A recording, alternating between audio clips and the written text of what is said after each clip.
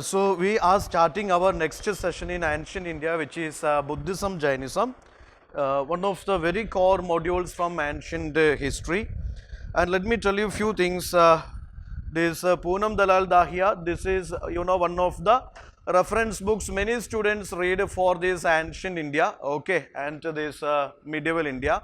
But you must understand that if you go for R. Sharma NCERT, if you go for Poonam Dalal Dahiya, you see that different ages you can see. For example, here they say that Vardhamana Mahavira's birthday is some other year. In R. Sharma, you will see that that is 540 BC. Here you will see that 599 BC something. Okay. So they have different traditions here. Different traditions. We strictly follow NCERT and this all the R. Sharma etc. So don't be confused with these different legends and traditions of these years and birth anniversary, death anniversary. Factual informations can vary from book to book. Okay. So Buddhism, Jainism, why this is significant? Let me tell you. Yeah, let's have a look into the questions they asked so far. You see, for example, 2021 no questions. 2022 you see Jain test, historical persons associated with the Buddhism, Jainism. This way they asked questions, So here I would say that when you study Buddhism, Jainism, first important thing you should note down.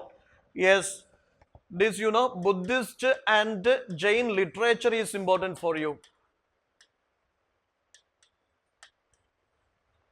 Buddhist Jain literature or popular literary works of Buddhism, Jainism, that's a very favorite topic for UPSC. And the popular philosophies, Buddhism, Jainism, popular philosophies are important for you. For example, there is Anegandavada or Shunyavada. These are some popular philosophies of Jainism. Okay. So similar way, the philosophies and the literature, different literary works of Buddhism, Jainism important for you. Then historical persons associated with the Buddhism, Jainism. Historical persons associated with the Buddhism, Jainism. For example, some patrons are there. For example, you heard about Ashoka the Great. Ashoka is, the Mauryan emperor, okay, that is the man who invented the policy called Dharma or Dhamma, okay. So this Ashoka the Great, he was the patron of this Hinayana Buddhism. Old tradition of Buddhism. He was the patron of this Hinayana Buddhism. The same time you see that there is Kanishka, the person who introduced trouser in India, okay. Kanishka, he is a post-Mauryan ruler. Post-Mauryan ruler. Kanishka belongs to Kushana Empire. He belongs to Kushana Empire, and this Kanishka was patron of this Mahayana Buddhism.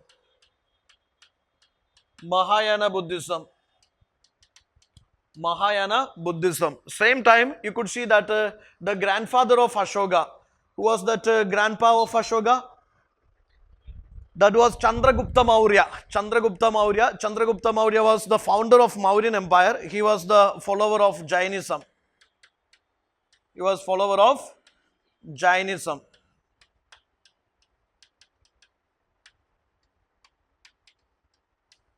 Chandragupta Maurya, he was follower of Jainism. So this is the way the historical persons or maybe the royal patrons or the scholars, associated with this Buddhism, Jainism, that's important for you. Then see, 2023, there are questions, prominent Buddhist centers. So that's again another popular area you shouldn't miss. The prominent Buddhist centers, Jain centers. For example, you heard about Shravanabelagola. That is in Karnataka, that is known for a statue, and that statue is, Bahubali statue. You see the movie Bahubali? Okay, this is something like a traditional Bahubali. Bahubali was the son of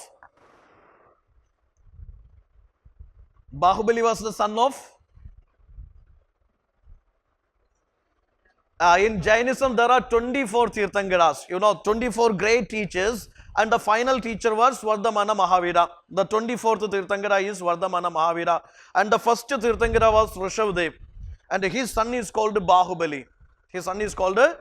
Bahubali, and his statue is built in Shravanabalagola, that is, Bahubali statue.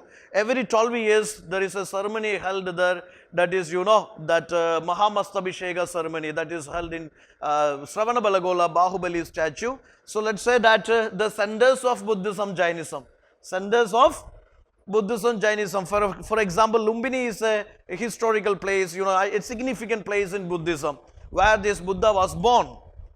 Buddha was born in Lumbini, am I right? Then there is a place he attained that nirvana, or maybe that enlightenment, that is such a Bodh Gaya, which is in Bihar, am I right? So similar way, there are many places associated with the life of Buddha, life of Mahavira, which is again a favorite area for UPSC, frequently asked. So Buddhist Jain centers, prominent Buddhist Jain centers, the places, kingdoms associated with the life of Buddha, Mahavira, or the educational cultural centers of Buddhism, Jainism. Educational cultural centers of Buddhism, Jainism. Okay, there is a deer park, Sarna the deer park. You know why that place is significant? There is a place where Buddha first time delivered his speech. Am I right? So that way, that the Sarna the deer park is significant. Then they asked a question on stupa.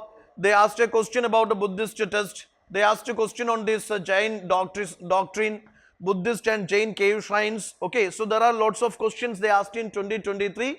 In 2024, you see that Buddhist monks are asked, different titles of Buddha is asked, different titles of Buddha is asked. So these are something they asked in 2024. Moving on to previous questions. Yeah, here you see 2020 sex in Buddhism. Sex in Buddhism means, there are different divisions in Buddhism. For example,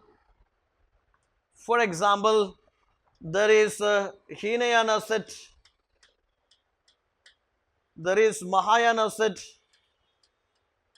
there is Vajrayana set. There are different divisions in Buddhism. UPSC can ask a question, they can compare the different sects, their features or their teachings or their, core central philosophies can be shuffled, interchanged. Okay, Hinayana is the old tradition. Hinayana is the old tradition. Mahayana is the greater veil. If Hinayana is Maruti 800, then Mahayana is, KSRTC, that, like Super Express or Super Fast Express. In Hinayana, only 4 people. It will accommodate only 4 people or 5 people, limited people, individual salvation. In KSRTC, that state service bus, you see, maybe 60, 70 people. That is universal salvation. If you just have faith, you will get that, Buddhahood. Okay, that is Mahayana Buddhism. But the Hinayana believes strictly you follow the teachings of Buddha, and it believes in individual salvation. You got the point, na?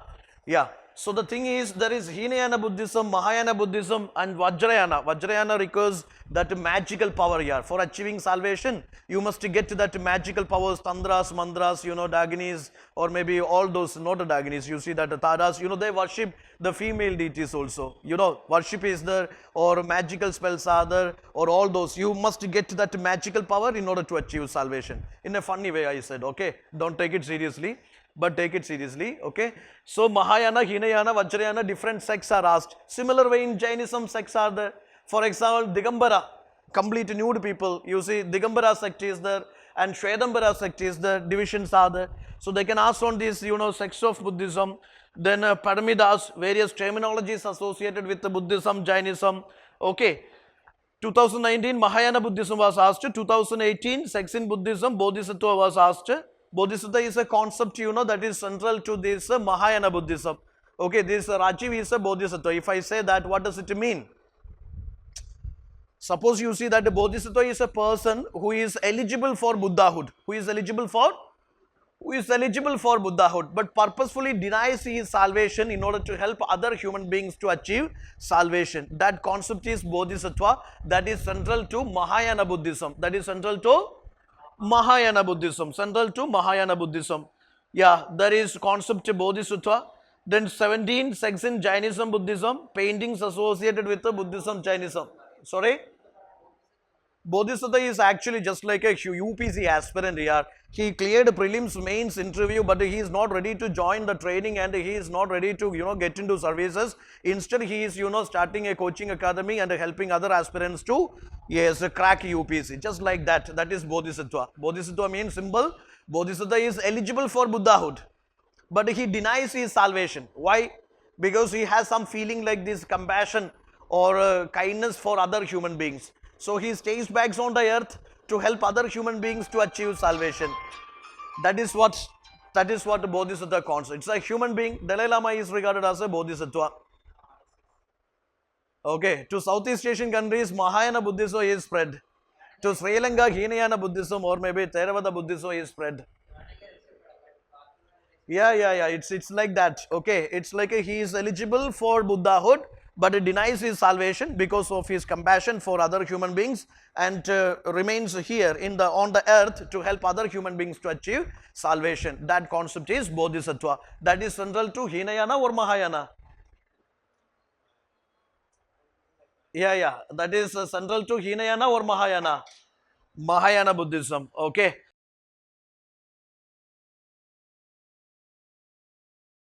Then see 16 again Bodhisattva concept is asked. 2015 kingdoms associated with the life of Buddha. Kingdoms associated with the life of Buddha. 2014 again see kingdoms are asked. Monasteries asked. Sculpture and sites associated with the Buddhism asked. Then see 13 difference between Chaitya Vihara. So this art and architecture of Buddhism, Jainism. Art and architecture in Buddhism, Jainism. For example, these Chaityas and Viharas, you must understand that they are rock-cut architecture. Chaitya is actually a prayer hall. It's a prayer hall. Vihara is a residential hall.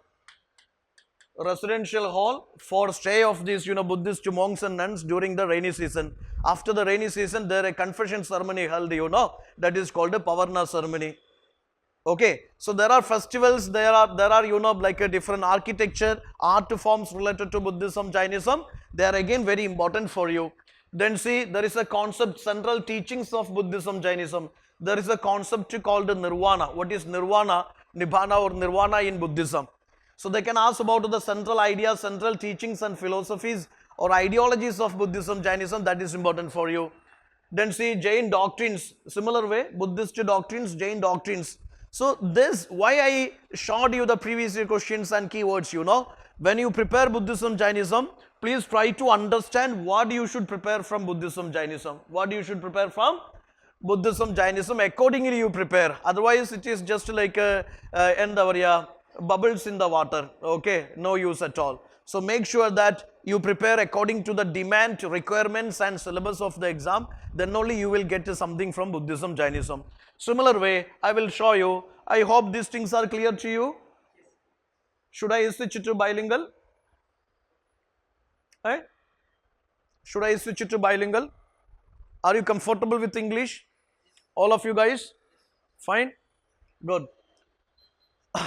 Anyway, my English is very simple. Even the small baby can understand. If you have difficulty, tell me. Okay. There is mains also. In mains also they asked questions, lots of questions, especially from art and culture perspective. For example, Pala's age is, Palas means which Pala? That, Eastern Palas of Bengal. So Palas were patrons of Buddhism. What are their contributions? Yes, what are their contributions to this Buddhism? A particular dynasty, Rashtrakutas, Palas, Pratiharas, similar way, yes, in that particular, these three dynasties engaged in a fight for the conquest of Kanuj, so there is Palas. So that is one question. Then early Buddhist stupa art, while depicting these folk motifs and narratives, successfully expounds Buddhist ideals. How these stupa art and architecture reflect what? Come on, reflect what? Buddhist ideals, Buddhist ideologies, Buddhist teachings, etc. Okay. Yes, this is something you have to take care.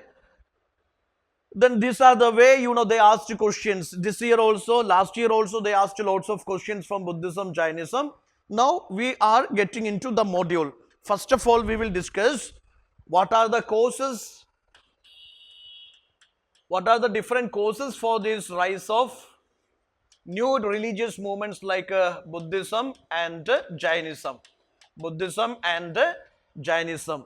They are not just religious movements, yeah, they are social movements also. For example, yes, this Buddhism, Jainism, they were against caste system. They were against the rigidity of the caste system, and their teachings and their works etc. reflected that gender equality to some extent, gender equality. They were against untouchability. They were against the so-called priesthood, and they stood for like equal economic opportunities. Equal economic opportunities. They stood for an egalitarian society. Egalitarian society where everyone enjoys equal rights. So to some extent, ഇത് religious movement മാത്രമായിരുന്നില്ല, social മൂവ്മെന്റും കൂടിയായിരുന്നു. എന്ത്? Buddhism, Jainism. In that time, this concept was so strong. What is this one? This social pyramid. This is Varna system. This Varna system becomes so strong in the later Vedic age. You see, accordingly, yes, from the Brahma, you see that from the mouth the priest class is born. Brahmins are born. You're born. Then see from the arms, Kshatriyas are born. From the thighs, Vaishyas are born. And these Shudras, that is from the feet of the Brahma. So this Varna system, you try to understand, the concept is very complicated here. I don't like this. You like it? Okay, no issues. You see that this is the social pyramid, and the problem is divisions are there. Divisions, topmost, Brahmins are there. They are teachers, priest class, okay. And what is the advantage? They get all the gift. They get all the gift. They are free from punishments. They are free from punishments. They are free from taxation. There is no taxation on Brahmins. There is no punishments to Brahmins. And they enjoy the most privileged, or they enjoyed all the privileges and dignities of the society, and a very, very luxurious life they live. No punishments, no taxes, and they are most dignified class in the society. Brahmins. Second is, this is Kshatriyas, the ruling class, the administrators or rulers. They are just next to the Brahmins only. The problem is, even though they are rulers, they are just next to Brahmins, next to Brahmins. I mean, they get the secondary position. Buddha and Mahavira, the interesting fact is they are not Shudras here. They are Kshatriyas. Narasimha Mannadi are Kshatriyan, you remember? Similar way, this Buddha Mahavira, they are Kshatriyas. But even those Kshatriyas couldn't afford this, they couldn't accept this Brahminical supremacy. So they fought against this Brahminical supremacy. You got the point now? So Kshatriyas in the next category. Third category is Vaishyas. This is the production house, or they are the main taxpayers. They are the main taxpayers. Initially they were agriculturists, later they become business class, traders and manufacturers, etc. They have to do all the work, they have to pay taxes to the state.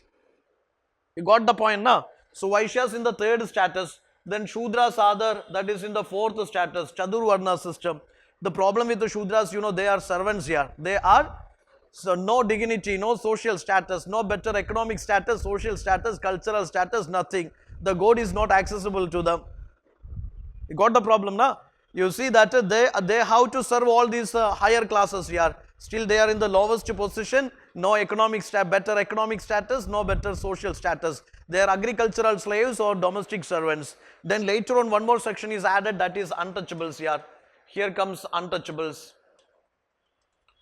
Okay, so you see that this particular Varna system created loads of tensions. Only the privileged class will enjoy all the luxuries and extravagances of life.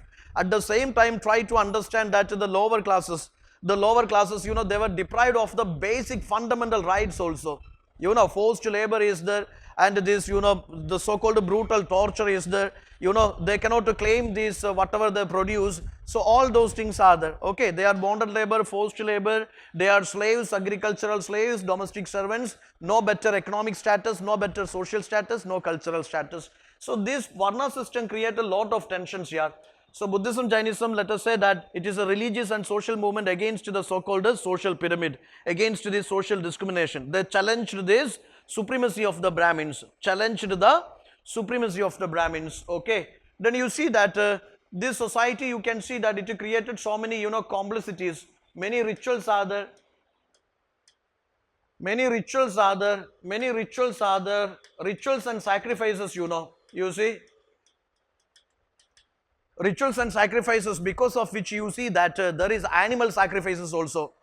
See, in an in an agricultural economy, you see that animals are very important. Animal husbandry is very important. For plowing the field or maybe transporting the grains, you require the bullock carts. Am I right? You require the bullocks and you require these buffaloes, whatever the things. Am I right? But the problem is, this so-called Brahminical society, for which the rituals and sacrifices are very important, animal sacrifices are very important. So the poor farmers, they cannot maintain this animal husbandry. They cannot use these bullocks and bullock carts, etc. You see, because they are in a heavy level slaughtered in the name of these sacrifices. Am I right? So they wanted a religion which is against violence, or which propagate the idea of, non-violence. Non-violence means simply it will support the idea animal husbandry. Am I right? So they were looking for a religion which is, which propagate non-violence. But luckily Buddhism, Jainism, they promoted the idea non-violence. They promoted the idea non-violence. That is also a reason why Buddhism, Jainism born. Then Panchamaktu coins, you see, this age also marked, later Vedic age also marked this, circulation of the Panchamaktu coins. So many rich people are there, many poor people are there. It created so many complicities in the society. So many complicities in the society. So people wanted to live a simple life. They were looking forward a simple life. Buddhism, Jainism propagated or advocated this simple life. So the people who wanted to run away from the complicities of life, yes, for them, yes, what was very suiting, what was very, what they found interesting, Buddhism, Jainism, they found very interesting. Okay, so look into that. This is again very important. Is the circulation of the Panchamaktu coins, or maybe whatever the complicities of the society that further added tensions to the life of the people. They wanted to get rid of this. They wanted to live a simple life. So there is a simplicity of Buddhism, Jainism attracted people. Another reason. Similar way, you see that I already said this animal husbandry and agricultural economy, Buddhism, Jainism support the idea that what is called non-violence. It is support the idea non-violence. So many people, yes, many people who found, and in Brahminical religion there is also a problem here. എന്താണ് അവിടുത്തെ ഒരു പ്രശ്നം? അവിടെ പണം കടത്തിന് കൊടുക്കുകയൊക്കെ ചെയ്യുന്നവർ ശപിക്കപ്പെട്ടവരാണെന്നുള്ളൊരു concept ഉണ്ട്. People live on this interest, etc. They cannot achieve salvation. അവർക്ക് മോക്ഷം കിട്ടത്തില്ല. ഇൻട്രസ്റ്റിന് കൊടുത്ത് ജീവിക്കുന്നവർക്കൊന്നും മോക്ഷം. അപ്പോൾ ഇവിടെ എന്താ പ്രശ്നം വെച്ചാൽ വൈശ്യ ക്ലാസ് എന്ന് പറയുന്ന മെജോറിറ്റി ആൾക്കാർ ആ business class Yar. They are money lenders, or they lent money on interest, borrow money on interest. So many things are there. അപ്പോൾ അവർക്കൊന്നും സാൽവേഷൻ കിട്ടത്തില്ല എന്ന് പറയുമ്പോൾ തീർച്ചയായിട്ടും they are looking for some other religion. Am I right? And also Vaishyas, you see that they did business here. They are doing business, still their social status is very low. According to Brahminical religion, they are third in the category. Am I right? So they were looking for a religion that gives a better social cultural status. And Buddhism, Jainism treat everyone equally. There is no Brahmin, Kshatriya, Vaishya, Shudra divisions are there. So that is another reason why these, Vaishya classes attracted toward this Buddhism, Jainism. You got my point now? You got my point now? Yes, take care of it. Thank you. Then we have seen that this 6th century BC also witnessed Chanchana. There is large scale urbanization. Large scale urbanization. I told you, these iron ores are discovered. With the iron tools, more areas are cleared. Then there is, large scale cultivation, expansion of agriculture. Then large scale surplus production. Then because of the surplus production, it contributed to this growth of trade and commerce. As a result of this growth of trade and commerce, you see there is a rise of cities and towns. So rise of cities and towns means more people are migrating to cities and towns. Then there is second phase of urbanization. Am I right? Am I right? Are you getting what I am saying? Yes, what happened when this 1000 BC iron ores discovered, iron tools, they prepared or made iron tools. With the iron tools, they cleared more forest areas and they did this, more cultivation. When more cultivation, more productivity, more surplus produce. Am I right? That surplus produce, helped this growth of trade and commerce. When growth of trade and commerce, there is growth of cities and towns. When cities and towns, there is large scale migration of people from rural areas to urban areas. Then there is urbanization. And in an urbanized society, you see that so many discriminations would be there. Rich and poor division would be there. Am I right? Yeah, rich is there, poor is there, or maybe higher is there, lower is there, elite is there. So many divisions and discriminations are there. So people were looking for a religion, yes, which give them equal status, So for them also, you know, this Buddhism, Jainism satisfactory. So many socio-economic, political, geographical factors contributed to rise of Buddhism, Jainism. You understood? You guys understood, everybody? Yes. So more clearly speaking, നിങ്ങൾ നോക്കൂ, rights and sacrifices എന്ത് ചെയ്തു? ഇത് എന്ത് ചെയ്തു? Come on, say. When there are rites and ceremonies, what is the problem? You see, Brahminical religion propagated these rites and ceremonies is essential for your overall development here. Then what will happen? My dear babies, you use your brain. Think. You simply sitting and watching this Bahubali movie. What you are doing right now? Think about this, what I am asking you. Just for fun. Don't take it seriously. But take this seriously. Yes, Harshala, you said it. What you said? Rites and ceremonies creating tensions here.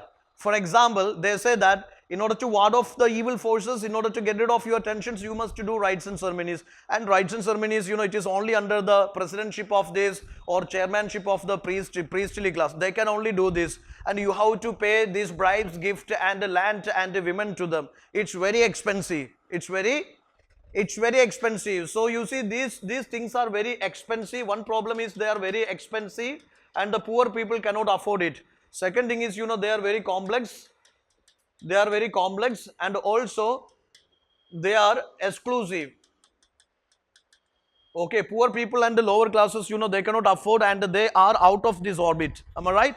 So it's creating tensions. They are expensive, they are complex, they are exclusive, and also let us say that the poor people can't understand these things. They cannot access these things. Okay, so they were looking for a religion which is free from these rites and ceremonies or rituals, etc. They were looking for a religion which treat everyone equally.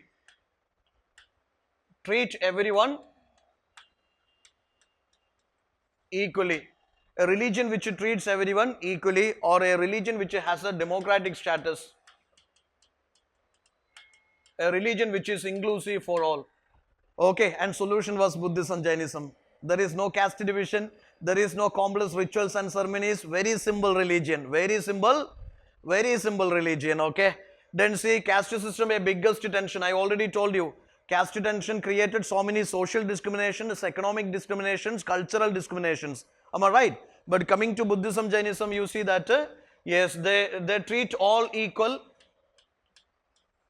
irrespective of caste. For example, Sangha. What is Sangha? Sangha is, you know, a Buddhist monastic order. It is monastery of these Buddhist monks and nuns. Okay. Into Sangha, everyone is admitted. But a wife must get permission from husband. And soldier must get permission from the king. Okay. If you borrowed money, you get permission from your money lender. Get the permission, but access is to everyone. You see that? Sangha is, you know, it is a monastic order. Buddha said that, yeah, access is to everyone. Men and women are admitted. Higher caste and lower caste are admitted. So people of the different caste are admitted. So it is for everyone. So you see that, yes, it was against the caste system. Buddhism, Jainism, they never propagated this, you know, what is called that rigidity of the caste system. They were against the rigidity of the caste system. Then supremacy of the Brahmins.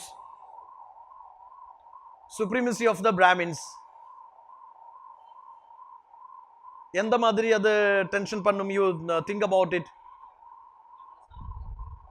There was a time the society was governed by religion and religious laws. Am I right? And if the Brahmin priests were in the top, They will set the laws for society. When they set laws for society, it will be biased. More importance will be given to Brahmins. Lots of discriminations it created. Am I right? So here again see that the supremacy of the Brahmins, the priesthood. For example, Buddha, Mahavira, you should understand that both the Buddha and Mahavira, they belong to Kshatriya class. Even they cannot tolerate this, supremacy of the Brahmins. I am not talking about the current scenario. Don't abuse me. I am not talking about the current scenario. I am talking about Solingo. Which century? 600 BC, 6th century BC. I am talking about 600 BC. Okay, don't be angry with me. I am talking about 600 BC. Okay. So you see that the supremacy of the Brahmins even not acceptable for the Kshatriyas like Buddha, Mahavira. Both belong to Kshatriya clans here. Okay. Then religious treatises, this is, this is in Sanskrit. This is in Sanskrit and you understand, the common people cannot understand. You see a movie, there is like when this guy says something, one actor says Panditanananda Tonunu. You remember that movie? You are in the other world, you don't watch any movies. Which movie, George Woody? Tell me. Salingumar. There this guy, this main actor, he was saying something in Kannadiga or Telugu something. Then this Salingumar was watching and he was saying Panditanananda Tonunu. Yes, Chattambinadu, you see. So there the problem is that, the religious textbooks are in Sanskrit and the common people can't understand here. Common people can't, they cannot understand. So they were looking for a religion that teaches in common language. For example, Buddhism. Buddha, okay, there Buddha used this Pali language, commoners language. Then this Mahavira used Prakrit language. Both are commoners language. Try to understand. They used commoners language. Buddha taught in Pali and Mahavira taught in Prakrit. Buddha taught in Pali, Mahavira taught in Muriyu, please. Prakrit. Okay. So you please try to understand. Buddha taught in Pali, Mahavira taught in Prakrit. This is another UPSC question. That is why I am asking you. Okay. So this so-called Brahminical religion, its teachings, its ceremonies, its rituals, mantras, tantras, and all the textbooks, it is in Sanskrit and it is, it is not, not a digestive for the common people. They want something in the common language. Okay. So Buddha, Mahavira, they taught in the common languages. And thereafter, you see, if somebody is teaching you in the common language, you will be so happy. Am I right? If somebody is using that foreign accent and all, the thing will be quite difficult. Am I right? Same thing, you understand. The Buddha, Mahavira, they used common languages. They used commoners languages and it is very easy to understand. Yes. No complex philosophy, no complex things are there. Then see Vedic philosophy, the so-called Upanishad or maybe the so-called transmigration of the soul, the so-called birth-death cycle, it's beyond your understanding. Am I right? It's beyond your understanding. And then Buddhism, Jainism, they have simple, very simple philosophy here. Very simple. They give the philosophy which is for day-to-day life. So that's again simplest philosophy of Buddhism, Jainism again attracted the people. Then the sacrifices, no sacrifices here. Okay, basically I am a farmer. I have a farm. I do this cultivation of the crops, seasonal cultivations. I need animal husbandry. I maintain cows, bullocks, etc. for transportation and for the ploughing of the field, etc. If Brahminical religion proposes sacrifices, I won't have any animals left for this ploughing the field or transportation of the crops, etc., grains, etc. Am I right? So this religion strictly advocated non-violence here. Which advocated non-violence? Buddhism, Jainism advocated non-violence. That also attracted the common people. You understood the things now? So these are the features. Please try to understand. These are the features. These are the features. These are the features which eventually led to rise of Buddhism, Jainism. You understood, people? Everybody understood? Miduna, you understood? Some common factors leading to rise of Buddhism, Jainism. Everybody understood? Any doubts? Anybody having? Asha? Fine, good, thank you. Again, in a nutshell, I would say the Varna system, the complexities and discriminations of Varna system gave rise to Buddhism, Jainism. Okay? Because Buddhism, Jainism, there is no Varna system, there is no caste division, no discrimination. Rites and sacrifices made life miserable and complex and very exclusive. So people wanted an inclusive religion. People wanted equal status. People wanted simple religion. And solution was Buddhism, Jainism, Brahminical authority. People wanted to get rid of this because since Brahmins are in the topmost of this social pyramid, you see that they set laws for everyone. It is biased.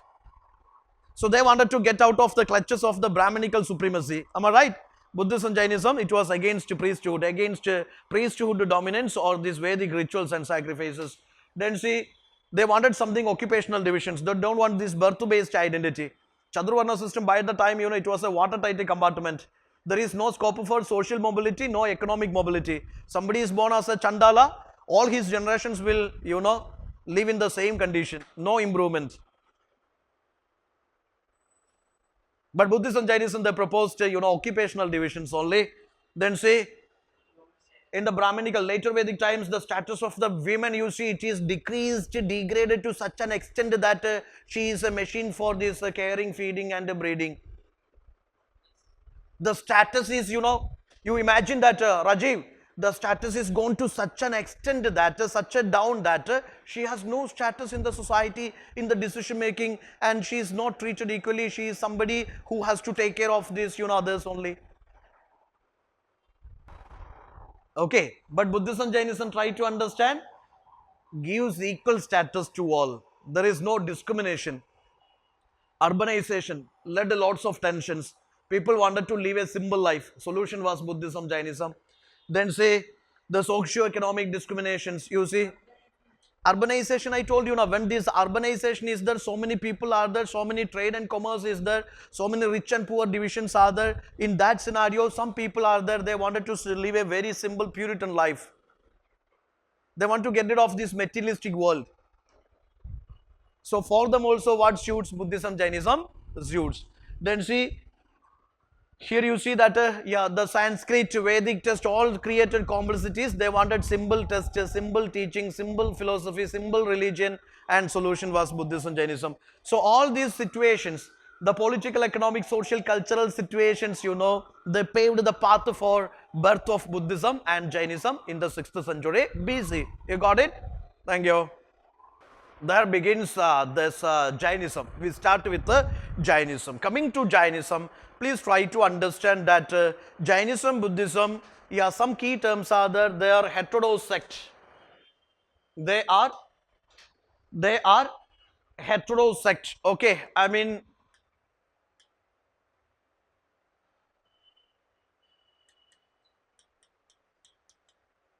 they give no importance to Vedic authority or Vedic teachings or this priesthood. Okay, they are something against these orthodox beliefs and practices. They are against the orthodox beliefs and practices, and no importance to Vedic authority, Vedic rituals and all, and no importance given to this priesthood also. Okay, at Buddhism, Jainism, I said it, Buddhism, Jainism, Ajivika sect. These are examples for this, these are examples for this heterodox, you see, heterodox sect. So heterodox philosophy means it is Buddhist philosophy, or it is Jain philosophy, or it is Charvaka philosophy, or it is Ajivika philosophy, etc. Okay, so they give no importance to priesthood, they give no importance to this Brahminical supremacy, Brahminical Vedic test, Vedic authority, idinonnu oru importance kodukave ille. Okay, so you please try to understand, this is heterodox, this is heterodox, this is something against orthodox. Okay, Buddhism, Jainism, heterodox sect. You understood this? Out of Buddhism, Jainism, which is the oldest one? Which is the oldest one? Yes, Jainism is the oldest one. Central to Jainism is belief in 24 Tirthankaras. Belief in 24 Tirthankaras. Tirthankaras means, you know, they are menders. They are menders. They help the devotee to move from one destination to other destination. That means these are menders. They help their mendees, or they help their, just like your menders here. What they do? What they do? They help you to crack UPSC exam. They take you from one destination to another destination. Am I right? So here Tirthankaras are menders. What they do? They simply help the followers, you know, lay followers, or they help the common man to achieve salvation. To achieve salvation. Okay, take from one destination to other destination.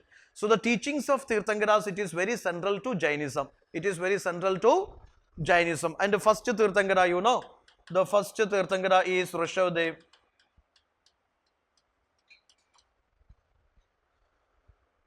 Okay, Rishabdev. You see, Rishabh Shetty, somebody is the recent national award winner for Kandara. Yes, see. So Rishabdev is the first Tirthankara. Who is the first Tirthankara? Rishabdev is the first Tirthankara. Okay. Then the last Tirthankara is Vardhamana Mahavira. First Tirthankara is Rishabdev, and the last Tirthankara is Vardhamana Mahavira. This last Tirthankara, which is 24th Tirthankara, he is the most important guy here. He is the most important Tirthankara in Jainism. 24 Tirthankaras are there, but the most important is, you know, that is Vardhamana Mahavira. He is the 24th and the final last. He is the last Tirthankara. Okay. And mythology says that all are born in the middle Ganga basin. All are born in the middle.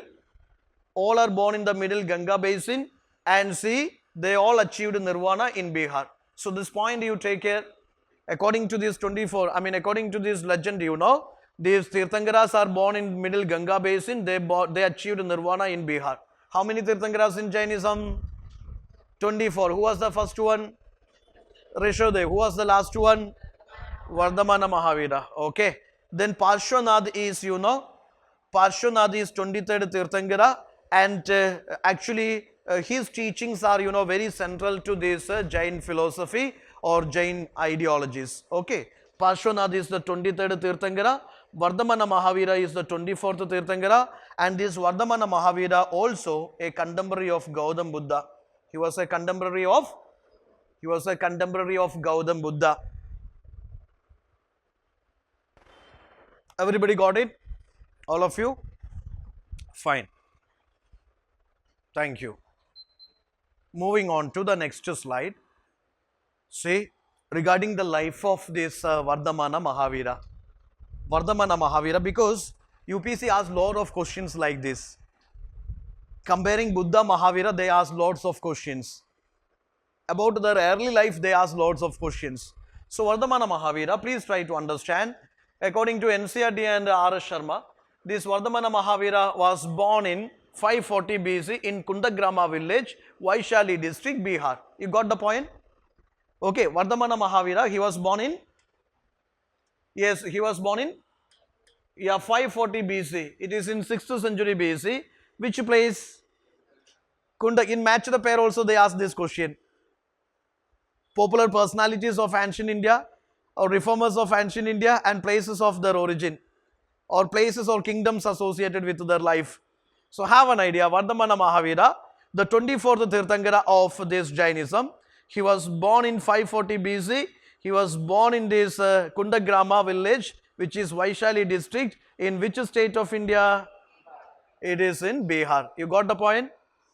Yes, it is in Bihar. Now see, his father is Siddhartha.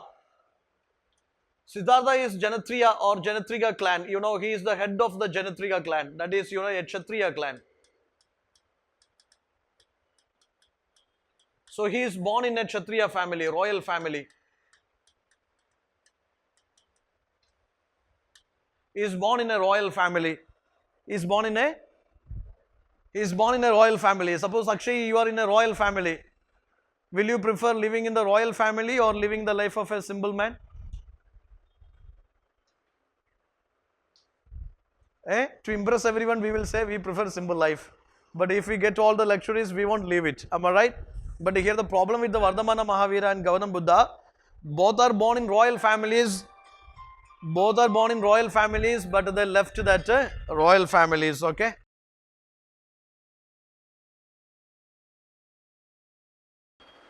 So just to look into this guy was born in this royal family, enjoys all the luxuries and privileges. His father is Siddhartha, he is the head of the Janatriya Kshatriya clan. Mother is Trishala, and how this Trishala is connected with Magadha. Magadha, you know, one of the 16 Mahajanpadas, greater kingdom, royal family, you see, greater kingdom. And this Trishala is associated with the Magadhan family also. What is her connection? Eh? No Ashoka. You see that Trishala is the sister of Lichavi chief Chedaga. Another Kshatriya chief is Chedaga. So Trishala is the sister of another Kshatriya chief, you know, Chedaga. And Chedaga's daughter is married to Bimbisara. Who is Bimbisara? Is he a Kalyana Raman? Bimbisara. What is Bimbisara? Who is Bimbisara? He is the ruler of Magadha. Okay, Magadha was the one of the most powerful kingdoms of this, you know, out of the 16 Mahajanpadas. Okay, so this Trishala was the sister of Lichavi chief Chedaga, and Chedaga's daughter was married to this Bimbisara. That means this Vardhamana Mahavira is the alien of Bimbisara. Am I right? Machan relationship, or sorry, that alien relationship is there. Okay, because his cousin sister is married off to this, you know, Bimbisara. So this man is connected with the Magadhan family also.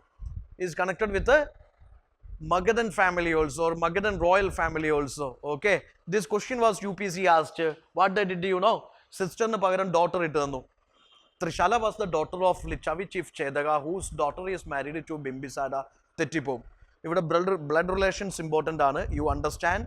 Vardhamana Mahavira's mother was Trishala, and she was the sister of Lichavi chief, another Kshatriya chief, you know, Chedaga. Chedaga's daughter was married to Bimbisara.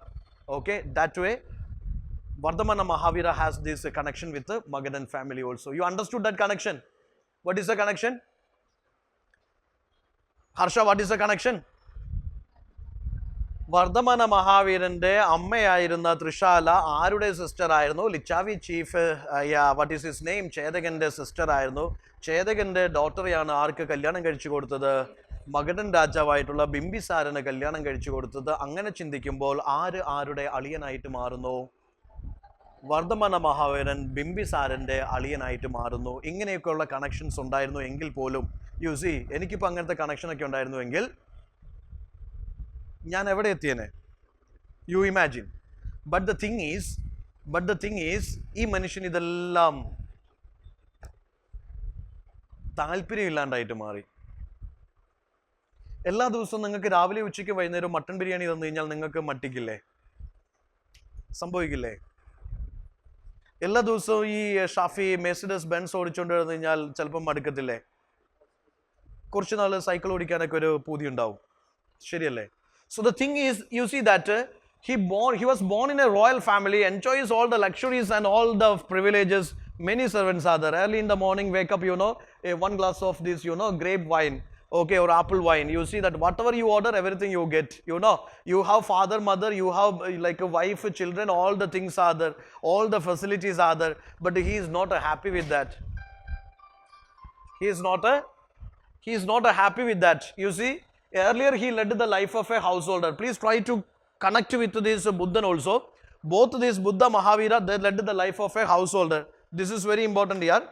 Both these guys, you know, they are born in a royal family. Earlier they led the life of a householder. Okay, they were married.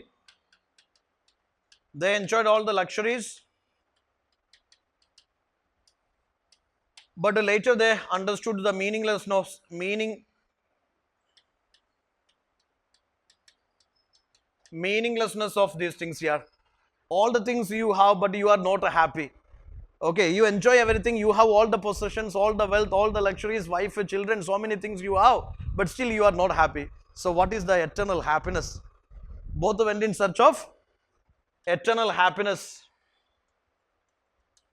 Yeah, any things you enjoy, you know, you will enjoy it for half an hour or 1 hour or 2 hours. It is food, cinema, travel, anything.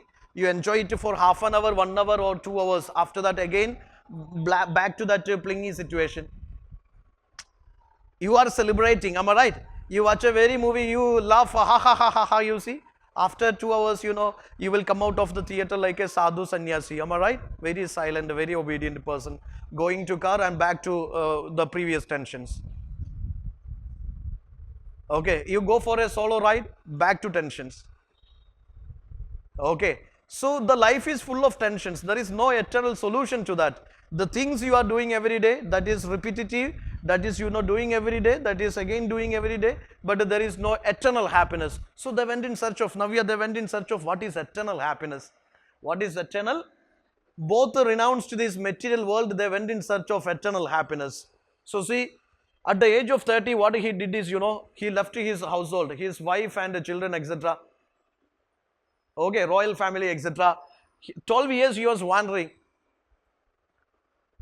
12 years he was wandering here and there, and you know, he went to that ascetic path here. I mean, he understood that there is only one solution to get to this eternal happiness, that is, you know, you sacrifice everything. You sacrifice, you shouldn't have any kind of possessions here. അദ്ദേഹം എല്ലാം ഉപേക്ഷിച്ച് സ്വന്തം വസ്ത്രവും ഉപേക്ഷിച്ചു. അങ്ങനെ അദ്ദേഹം നഗ്നനായിട്ട് നടക്കുകയാണ്. പ്രിയ സുഹൃത്തുക്കളെ, നിങ്ങൾ ആലോചിച്ച് നോക്കൂ, മനസ്സിലായോ? നഗ്നനായിട്ട് അദ്ദേഹം സഞ്ചരിക്കുന്നു. മറ്റുള്ളവരോട്, glad to meet you, welcome to Ooty. Why Sadhu you are here? Yes, I am in the process of this eternal happiness. മറ്റുള്ളവർക്ക് ആക്സെപ്റ്റ് ചെയ്യാൻ പറ്റുമോ? Recent there was incidents like Digambara സാധുസിനെയൊക്കെ റോട്ടിൽ കെട്ടിയിട്ട് തല്ലിയ സീൻസ് ഒക്കെ നിങ്ങൾ ഓർക്കുന്നുണ്ടാവും. ശരിയല്ലേ? Digambara strictly follow the teachings of Vardhamana Mahavira. They don't use this cloth, nothing. Now little bit changes are there. Okay, so he discarded everything. He, you know, like even cloth എല്ലാം ഉപേക്ഷിച്ചു. പുള്ളി എല്ലാം വെടിഞ്ഞിട്ടുള്ള ഒരു യാത്രയിലാണ്.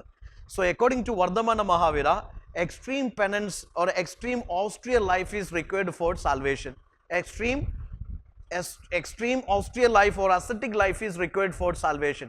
You sacrifice everything. You shouldn't have any possessions. Then only you will achieve salvation. That was the teaching of Vardhamana Mahavira. But Gautam Buddha said middle path. No extreme luxury, no extreme sacrifices, middle path. Okay. പക്ഷെ വർദ്ധമാന മഹാവീര പറഞ്ഞു, നിങ്ങൾ ആലോചിച്ച് നോക്കൂ, അദ്ദേഹം സർവ്വതും ത്യജിച്ചു. നിങ്ങൾ സ്വയം നിങ്ങളെ തന്നെ ടോർച്ചർ ചെയ്യൂ, നിങ്ങൾ തന്നെ സഫറിങ്സിന് വിധേയനാവും. ഞാൻ നേരത്തെ പറഞ്ഞൊരു എക്സാമ്പിൾ ഉണ്ട്, ഒന്ന് ആലോചിച്ച് നോക്കുക. ഏർലി മോർണിംഗിൽ ഇദ്ദേഹം ഒന്നും ഉടുക്കാണ്ട് റോട്ടിലൂടെ നടന്നു പോകുന്നു. ഒരു മനുഷ്യൻ രാവിലെ എണീറ്റ് ഡോറ് തുറക്കുമ്പോൾ കണി കാണുന്നത് ഇതാണെങ്കിൽ, ഈ മനുഷ്യൻ നടന്നു പോകുന്നതാണെങ്കിൽ അയാൾക്ക് ദേഷ്യം വരില്ലേ? ദേഷ്യം വരുമോ ഇല്ലയോ? നിങ്ങളിപ്പോൾ ഫോർ എക്സാമ്പിൾ ഇന്ന് പ്രിലിംസിൻ്റെ എക്സാമാണ്, നാളെ പ്രിലിംസിൻ്റെ എക്സാമാണ്. ഭയങ്കര സന്തോഷത്തോടെ കിടന്നുറങ്ങുന്നു. ഏർലി മോർണിംഗിൽ നിങ്ങൾ കണി കാണാൻ വേണ്ടി കണ്ണൊക്കെ അടച്ച് പുറത്തേക്ക് തുറന്നു വരുമ്പോൾ ഈ മനുഷ്യൻ നടന്നു പോകുന്നു. യൂഷ്വലി ടിപ്പിക്കലി നമ്മുടെ ഒരു തോട്ട് എന്ന് പറയുന്നത് എൻ്റെ പ്രിലിംസ് പോയി. ശരിയല്ലേ? ഈ കണി കാണലൊക്കെ ഭയങ്കര ഇമ്പോർട്ടൻ്റ് അല്ലേ? നമ്മുടെ ഒരു സംസ്കാരത്തിൽ ഇതൊക്കെ ഭയങ്കര ക്രൂഷ്യലാണ്. വിഷുവിന് കണി കാണൽ പരിപാടിയൊക്കെ ഇല്ലേ? വിഷുവിന് കണി കണ്ടു കഴിഞ്ഞാൽ ആ വർഷം നന്നായിരിക്കും, നല്ലത് കണ്ടു കഴിഞ്ഞാൽ നന്നായിരിക്കും. യു റിമെമ്പർ ദാറ്റ് മീശ Madhavan movie and all? Exactly. So the concept is like, ഈ മനുഷ്യൻ എല്ലാവരും എറിയും. നിങ്ങൾ ആലോചിച്ച് നോക്കൂ, ബാക്കിയുള്ളൊരു തുണി എടുക്കുമ്പോൾ ഒരു മനുഷ്യൻ തുണി എടുക്കാണ്ട് ലൈക്ക് നിർവ്വാണയ്ക്ക് വേണ്ടി നടക്കുകയാണെന്ന് പറയുമ്പോഴത്തേക്ക് എറിഞ്ഞോടിക്കും. ശരിയല്ലേ? അപ്പോൾ ദിസ് മനുഷ്യൻ believed that all such sufferings, you know, it is required. You suffer യാർ, സഫർ ചെയ്ത് അങ്ങ് തീർന്നു പോട്ടെ. You will achieve salvation.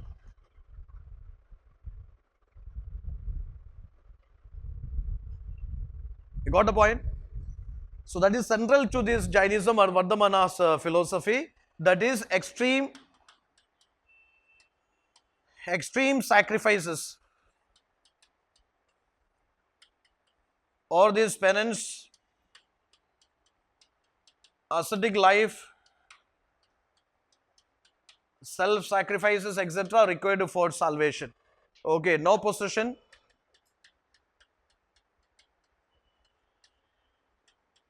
There is non-violence. There is truthfulness. Yeah, no property. and celibacy. What is celibacy? Brahmacharya. These things are, advocated by Vardhamana Mahavira for achieving salvation. If you wish to achieve salvation, you do these things. Otherwise, no salvation. Okay. So he proposed that, there is no possession, non-violence, truthfulness, and what is no property, celibacy. Also, he proposed KFC also. He proposed KFC. So you may wonder why this guy is a vegetarian and why he prefer that, non-vegetarian KFC. So KFC is also very central to Jainism. Please try to understand. That is, yeah, knowledge, faith, conduct. Right knowledge, right faith, right conduct is central to Jainism. Right knowledge, right faith, right conduct is central to Jainism. If you want to achieve salvation, you follow KFC. Okay, that is right knowledge, right faith, right conduct. That is central to Jainism. Okay, he proposed extreme austere life, extreme sacrifices. This no possession, no property, non-violence, truthfulness, celibacy. All these things proposed by Vardhamana Mahavira and his previous teachers for achieving salvation in this thing. What is called in what? So this guy, Vardhamana Mahavira, at the age of what age here? At the age of 42, he attained the Kaivalya, that omniscience, or maybe that ultimate knowledge. He became Mahavira, or the great hero. Okay, he continued teaching this Jainism. Finally, at the age of 72, Pavapuri near Rajgir, he attained, he observed what is that? Salleghana or Sandara. What is Sandara? What is Sandara or Salleghana? Can you say?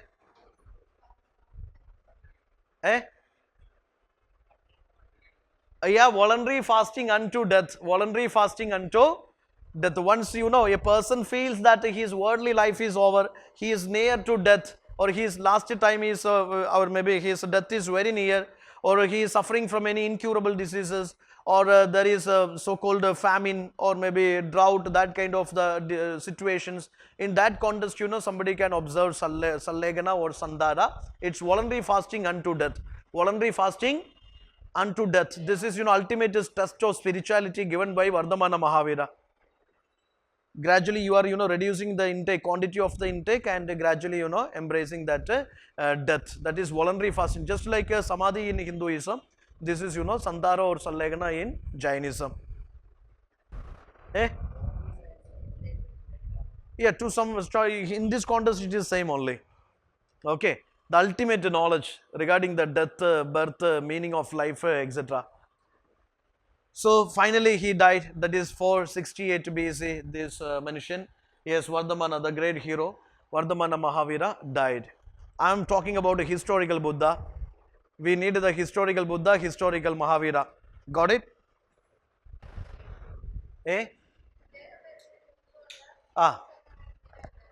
Jainism is not like this. For example, this extreme austere life is proposed by Vardhamana Mahavira. Okay.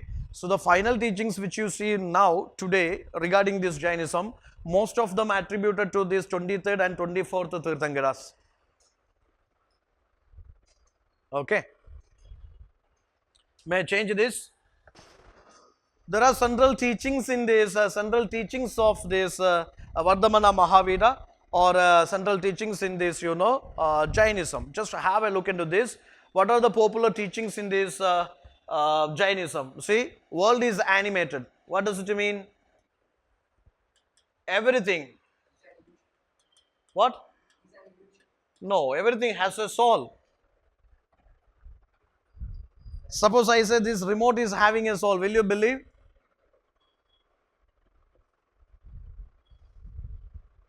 I said this is having a soul.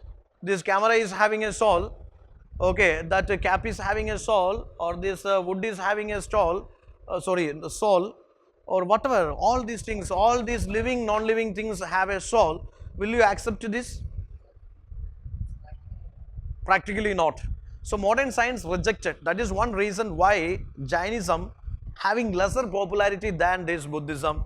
or why Buddhism more popularity than Jainism? Because in the modern context, its philosophy is bit unscientific. But why he said all are animated, everything has a soul? It is to emphasize the idea of non-violence. It is to emphasize the idea of non-violence. Even the followers of Jainism, they give up cultivation, agriculture, because that involves or includes cutting and killing of the insects and these trees, plants, etc. Okay, so they stop cultivation, they get into business. So today most of the Jain followers are business class only.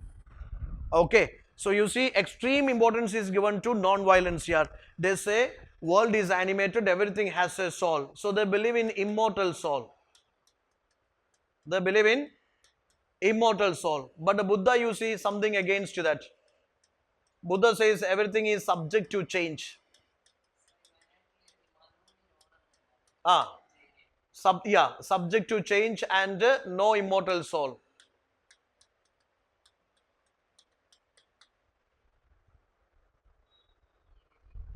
Yes, a similar way, Amit Shah. Yeah. So the thing is, you try to understand, everything has a soul, and it is soul is immortal. That is a belief in Jainism. But in Buddhism, they say everything is subject to change and soul is not immortal. Soul is not immortal. Okay. Now see, Jainism gives importance to non-injury to living beings. Okay, that is non-violence. Similar way, Buddhism also gives importance to non-violence. Then death, birth, it is due to karma. Okay, karma is, karma is a perpetual bondage. It's a bondage.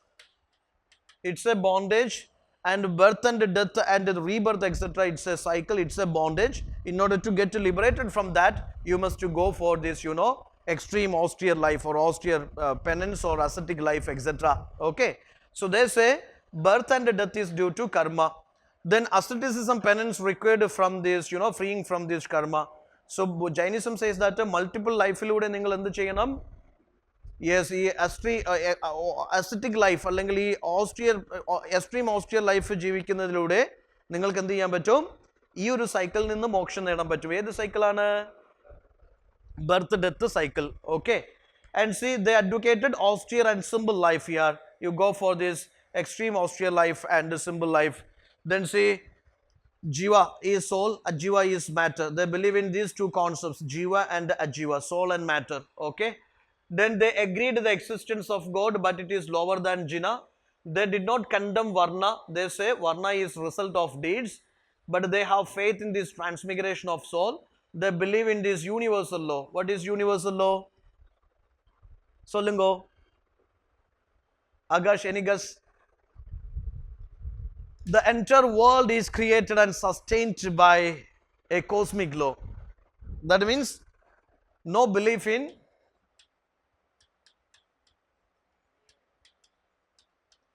creator God.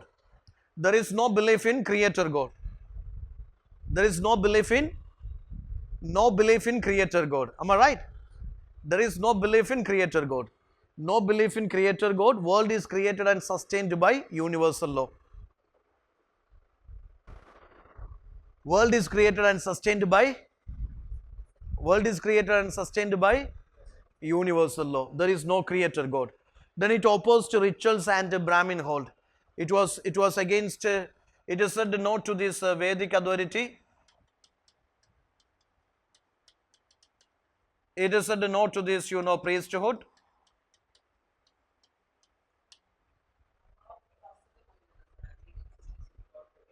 Sorry? Agreed existence of God. It is not denying the fact that God is not there, but it is against the fact creator God. World is created and sustained by a creator God. That idea is rejected. That idea is not a creator. No belief in creator God, but believes in God. It believes in, it doesn't reject the idea God. God is there, okay, fine, he is there. Like Messi, Ronaldo is there, okay, fine, good. But who is superior here? Who is superior here? Tirthankaras are superior. Tirthankaras, 24 teachers. In Jainism, 24 teachers are there. Am I right? So Tirthankaras are more important here, and God's position is lesser than these Tirthankaras. But there is no belief in Creator God. No belief in Creator God. No belief in Creator God. It believes the world is created and sustained by a universal law. World is created and sustained by a universe. You got the point, na? All of you guys? Krishnendo, you got it? World is created and sustained by universal law. Then see, it is against rituals and ceremonies. It is against Vedic authority. It is against priesthood and all.